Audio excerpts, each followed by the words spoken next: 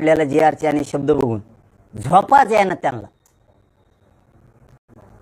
मग इतका मजबूतीनं जर गरिबांचे पोरांनी जी आर काढलाय, मराठवाडा 100% आरक्षणात जाणार. मराठ्यांनी टेन्शन घ्यायची गरज नाही.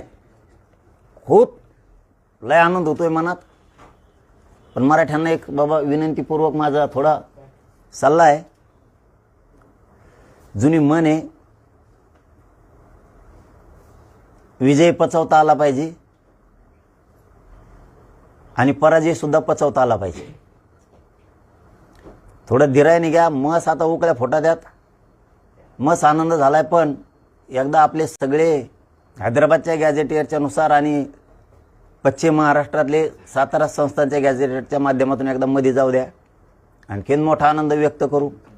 सध्या लोक काही बिथरलेवून झालेत. त्यामुळं मराठ्यांच्या महाराष्ट्रातल्या लोकांनी थोडं संयमानं घ्या. एवढाच माझा तुम्हाला विनंतीपूर्वक सल्ला आहे की थोडंसं संयमानं सगळेजण घ्या. आणि गॅझेटियरची तातडीनं लगेच अंमलबजावणी करून नोंदी जर नाही केल्या तर येत्या दसरा मेळाव्यात आम्हाला आमची भूमिका जाहीर करावी लागणार आहे सरकारच्या विरोधात. कारण आता मुख्यमंत्र्यांनी पण सांगितलंय, फडणवीस साहेबांनी सांगितलं, उपमुख्यमंत्री आमचे शिंदे साहेबांना सांगितलं, अजितदादांनी सांगितलं आणि विखे साहेबांनी सांगितलं. आम्ही हैदराबाद गॅझेटियर लागू केलं. मग आमचं म्हणणं आहे आता शेवट 17 सप्टेंबरच्या आत मराठवाडा मुक्तीसंग्राम दिन, त्याच्या आत ही प्रोसिजर सुरू झाली पाहिजे. आणि नोंदीनुसार प्रत्येक गावातल्या तालुक्यातल्या मराठ्यांना, आता नोंद नसलेल्या मराठ्याला हैदराबाद गॅझेटियरच्या नोंदीच्या आधारे कुणबी प्रमाणपत्र देण्याची सुरुवात करा. कारण छोटा मोठा का होईना, वेळ कमी असल्यामुळे दसरा मेळावा श्री क्षेत्र नारायणगड इथं होणार आहे. पण छोटा मोठा ज्यांना शक्य असेल ते या. नसल कामानिमित्त तर हरकत नाही, कारण वेळ कमी आहे तयारीला, त्याच्यामुळे छोटा मोठा होईल. जर याची अंमलबजावणी आता सुरू झाली नाही तर मात्र येत्या दसरा मेळाव्याला सरकारला कळणार आहे.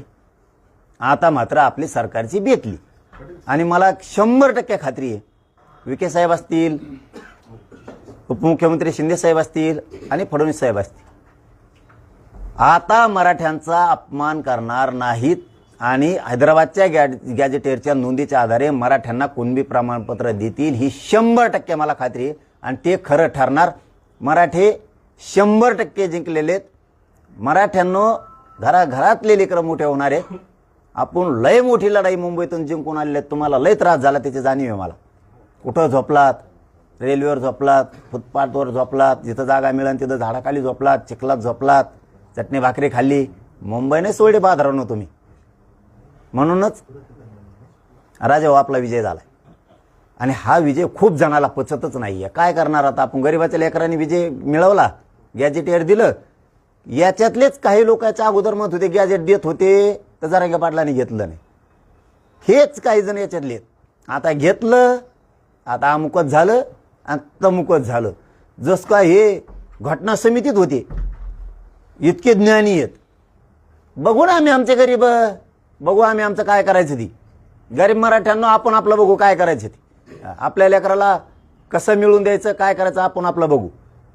सरकारने सांगितलंय हैदराबाद गॅझेटियर लागू केलं, त्याच्यात काय बदलायचं असलं ते जी आरमध्ये सरकारने बदलायचं. आम्हाला प्रमाणपत्र पाहिजे व्हॅलिड सहित. बाकीचे नाटकं बंद. त्याच्यात काय शब्द चुकला, अमुक झालं, सरकारने बदलायचं ते. बाकीचं डोकं आमच्या संघ लावायचं नाही. तुम्ही आम्हाला व्यासपीठावर सांगितलं आम्ही हैदराबाद गॅझेटियरचा जी आर काढतोय. मुख्यमंत्र्यांनी सांगितलं आम्ही हैदराबाद गॅझेटियर लागू केलं. आता आम्हाला पाहिजे त्या नोंदीच्या आधारावर प्रमाणपत्र. नोंद नसलेल्या मराठ्यांना हैदराबादच्या गॅझेटियरच्या नोंदीच्या आधारे कुणबी प्रमाणपत्र देण्याचं सुरुवात करा. बाकीचं काय माहित नाही. ते शब्द बदला, काय करायचं करा. आम्हाला प्रत्येक मराठ्याला, मराठवाडा आणि पश्चिम महाराष्ट्रातला या टप्प्यात आरक्षण 100% पाहिजे. आणि आम्हाला विश्वास आहे सरकार करणार. त्याच्यात काय दुमत नाही. मराठ्यांनो पुन्हा एकदा सांगतो, लय मोठी लढाई जिंकलोत आपण. खूप वर्षाची आपल्या गोरगरिबाला प्रत्यक्ष होती, लय मोठी लढाई जिंकलोत. मराठ्याच्या लक्षात येत असेल ना या तारफड मारफड येऊन कसं चाललंय, कापऱ्या कोपऱ्यात इकडं तिकडं, तज्ज्ञ घेऊन पळ, वकील घेऊन पळ, आमका घेऊन पळ, तमका घेऊन पळ. शेव